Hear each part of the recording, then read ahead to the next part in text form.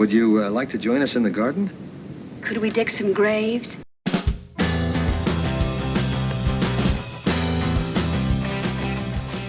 Hello everybody, welcome back to the channel. Welcome to the channel if this is your first time. This is a very special video that I thought I'd do late at night in the dark. This is a video about Charles Addams. So I've mentioned Charles Addams many times on this channel. He's my favourite cartoonist. He's one of my favourite people, full stop.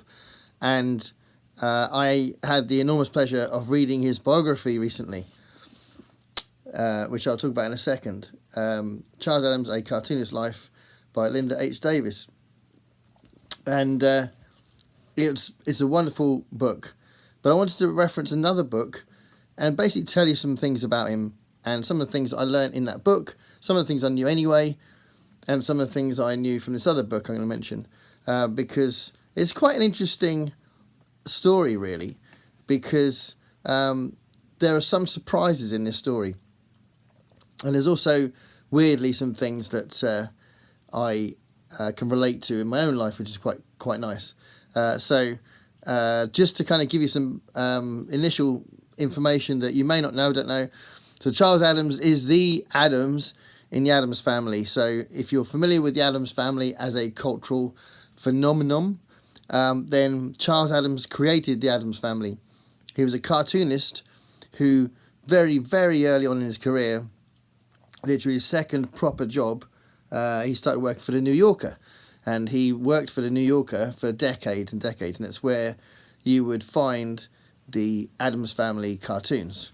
So these single panel cartoons that were created by Charles Addams, creating this family that kind of evolved. And they evolved out of his sense of humour anyway. So a lot of his cartoons before that, before he invented the Addams Family, were very macabre and dark in the humour. Although he always resented being labelled as a macabre humorist. He said it's just funny. He never liked it being linked to the word macabre or creepy or ghoulish or whatever. So yeah, he didn't really like that. But he started working for the New Yorker in 1937 after doing a stint in the True Detective magazine, basically colouring in other people's drawings. He started drawing cartoons for the New Yorker in 1937. And then, and pretty soon after he was doing that, he started creating the bare bones of the Addams Family and sort of started building it up. So I'll tell you a little bit more about how it's built up in a minute. But in 1940, he got like much more famous because of a fantastic one-panel cartoon called The Skier. And this cartoon, The Skier, is a fantastic bit of just odd humour that some people took it as a good intelligence test to see if you are identifying what's wrong with the picture. But it's just a great I remember the first time I saw it, because I've been following Charles Addams stuff for a long time, and the first time I saw it, I just fell in love with that cartoon. I thought it was amazing. But I've been in love with his cartoons all my adult life, really. So a long time. So yeah, the Skier made him a household name in New York, where he was based, and across the country in a lot of ways. And then his first collection came out in 1942. And if you want to get it now, it's so expensive, it's ridiculous. So he was well established, and he never really needed to do another job except cartooning, which is amazing, because he started doing that when he was quite young, and he's always earned from his cartoons and predominantly from the Addams Family. So that's pretty cool. Although he was married 3 times, and his second wife, he was so desperate to get rid of the marriage and divorce that he entered into this ridiculous agreement with her when she had like the permanent rights and royalties for like more than half of the Addams Family's profits, and it was just crazy. All the way through the book, you get these situations where something great will happen with the Addams Family, and she'll be earning from it, not him, or we will, but not as much, and she'll be getting a lot more of the money. But he always stayed loyal to her, and stayed sort of steadfast that he wouldn't break that arrangement. And there's just some really interesting things in there about his relationships, and he was really liked, and he was a bit of a playboy. So I'll get to that in a second, because I'm going to say 10 things that are interesting that I found out in that book. I'll do that in a minute. And if there is something about that kind of thing that I've not mentioned in those 10 things, I'll add it at the end, possibly, if I remember. But he had some really interesting friends. I mean, quite early on it says that Cary Grant, for example, and Alfred Hitchcock, for example, really wanted to meet him because he had this reputation of being this interesting guy, and they were really kind of starstruck when they met him. So that's pretty cool, because he's a cartoonist, and Alfred Hitchcock is starstruck when he meets him. And he had a very long-term friendship with Burgess Meredith, who's one of my favourite actors, and ultimately the guy that I named my band after. It was quite cool that Burgess Meredith had a big part to play in the Charles Addams story. And he also became friends with Ray Bradbury as well. And as you know, if you've been watching my channel, Ray Bradbury's a big name for me as well. Also Nat Perrin was involved in the writing, or like a consultant on the 60s Addams Family series. And Nat Perrin had a history with the Marx Brothers, and the Marx Brothers is another thing that I've been obsessed with over the years. So yeah, it's just really interesting that there's those links as well. So I'll just mention this other book that I first learned about some of the information about the Addams Family 32 years ago. So I've had this book since 1991. A long time, and I absolutely treasure this book. And there's a few things I found out at the time. So 32 years ago, I found out that Caroline Jones, who played Morticia, had died quite early on, like quite young, from cancer. And I learnt some bits about Charles Addams in the initial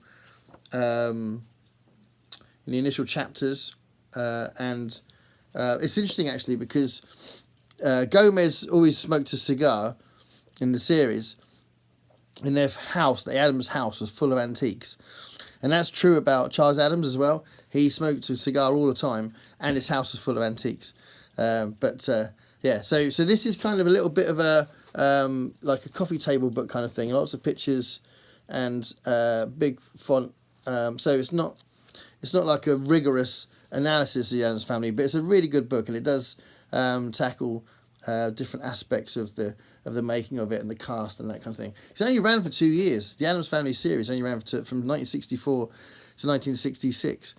So it's funny that that series has had a huge cultural impact, because you could argue that had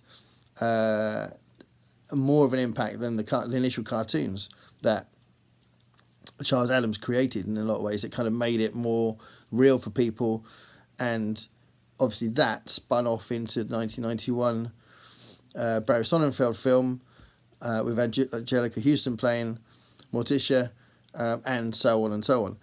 So I mean, there's been lots of different versions of the Addams Family now, but I think it's interesting that that was such a big hit, and it came out at the same time as The Munsters as well, which is quite funny, because I remember when I was a kid, before I had that book, and I knew about the dates and I knew about Charles Addams, I thought it was really strange that surely one of them ripped the other one off. But the people who made the series didn't feel like the Munsters ripped the Addams Family off, and the Addams Family certainly didn't, because the Addams Family cartoons date back to 1937, so clearly that's not a thing.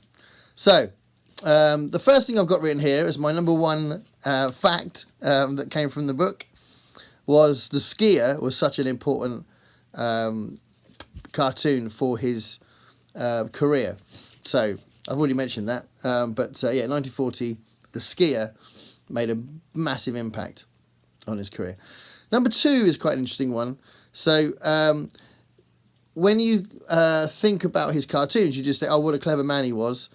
Great ideas, great humour, and there's a consistency in the humour. But one of the things that's interesting about the New Yorker cartoonists was they did work with writers. So they weren't always the invention of the person that was drawing it. They were often that, but they weren't always, because they worked with writers. So a really good example of that, and it's a really famous one that the 1991 film starts off by depicting in the film, and that's the carol singing cartoon. That was actually the brainchild of a writer on the New Yorker, and Charles Addams drew it. So I think that's really, really interesting. So this one here, I'm just going to put it up. This cartoon here was drawn by Charles Addams, and essentially he would have done it in the way that it made sense for him, and he would have framed it how he wanted to and put the characters in it that he wanted to. But the initial joke was written by a New Yorker writer. And as that cartoon's there, I'll just go on to another point, which is about Thing. So Thing in the series was a disembodied hand, one of the best characters in it, and obviously Thing's been in all the other versions, but that was created for the series because Charles Addams did have a character called Thing, or The Thing, and if you see, there's a creepy character that's kind of got his arms holding the rail while he's looking over to the far left, right? So he's on the roof with the Addams family, but he's to the far left, and that character just appeared a few times, and that was a character that Charles Addams called The Thing, but it's not clearly a disembodied hand. So I think that's interesting that character was there, but it wasn't the same. So the third point I wanted to make was that Morticia, as a design, I think it's really interesting that he said in an interview, Charles Addams said that Morticia's look was literally his ideal woman. So he was drawing his ideal woman. And his first wife apparently looked exactly like Morticia. And his third wife, when he used to draw cartoons for her, he drew her as Morticia, and sometimes he drew himself as Uncle Fester. But yeah, Morticia Addams was literally his ideal woman, that look. So I think that's interesting. Okay, the fourth one is really interesting. Well, these all are, I think. But it turns out that cartooning can be glamorous. So, as I said, he became famous in New York, and then he became famous nationally through these cartoons and through his contributions to the New Yorker, which was sold across the country. And as a cartoonist, he led a really glamorous life. So that's all he did. He was a cartoonist. But he was a bit of a playboy, and he was like going out with loads and loads of different kinds of women, and everyone wanted to go out with him. Everyone wanted to socialise with him. He was socialising with like just a whole ream of people. He knew everybody, and everyone wanted to know him. And he dated Greta Garbo at one point. And there's a really surprising bit in the book where, for a while, he dated what's described in the book as the most famous widow in America, and that was Jackie Kennedy. After JFK had been assassinated, he took her out a number of times, and they dated for a while. It wasn't. I think it was platonic dating, judging from what Jackie Kennedy was saying and that kind of thing. But it's so interesting that they had many dates, Charles Addams and Jackie Kennedy. So yeah, cartooning can be glamorous. The next thing I was going to say is this is not quite as crazy. because it might be half expected. I don't know. But it's interesting that people used to write, because it was so popular and because he'd made such an impact, people used to write to the New Yorker with suggestions. Oh, you should do this. You should do an Addams Family cartoon about this. You should do, and they didn't quite get it. And I think it's worth saying because they were often quite horrific and ghoulish. But there's a real subtlety to Charles Addams' cartoons. And they often, the public would suggest things that were quite graphic and quite nasty. And I think they missed the point. So I think that's interesting.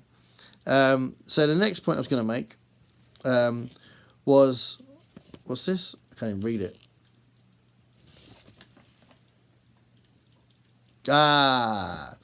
So when the series came out, before the 60s series was in production, there was a toy company that wanted to produce merchandise that was linked to this TV show. And at that point, the Addams Family characters didn't have names. So in the cartoons, there were no names. And not even Morticia. So Morticia is a very early creation. It was the first Addams Family character that he drew. But he only really described her as the witch woman. He never described her as Morticia. But then he was asked to give them names for this toy company that wanted to make toys, dolls or whatever, because they were making this series and they wanted to make merchandise from it. So he invented the characters in 1937, but he named them for the first time in 1964. So what's really interesting is we all see them as these characters, but they were just nameless in the cartoons. So the next point I wanted to make was he's naming them, and Morticia was obviously linked to the word mortician, and Uncle Fester sounds really ghoulish, and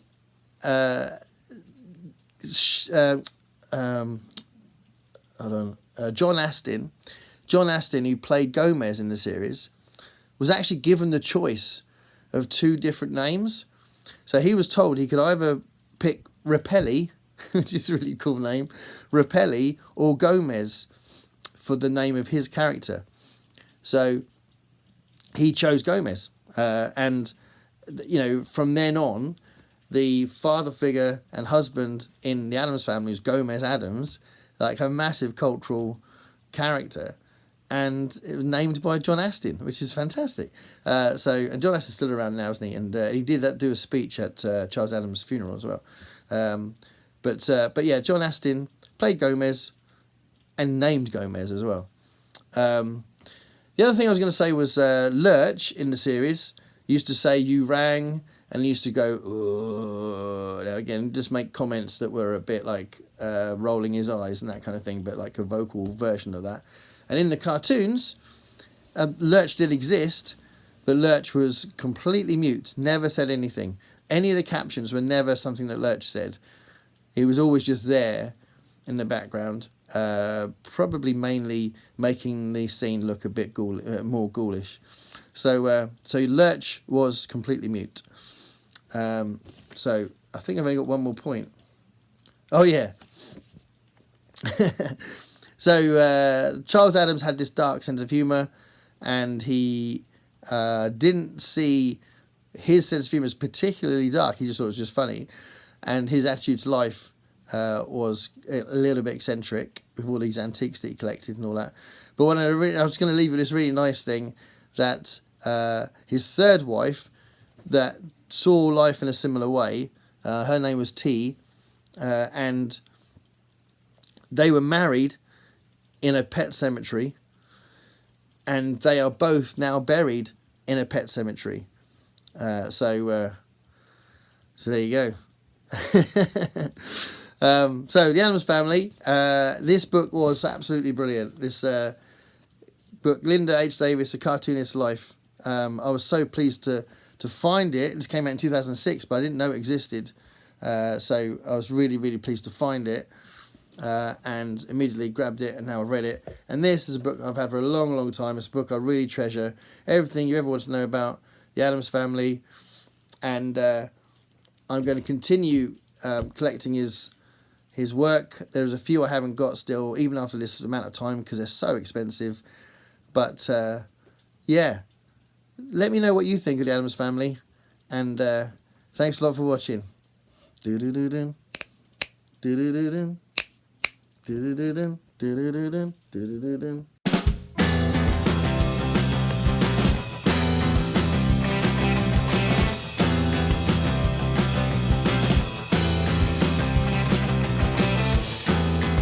Paint me a picture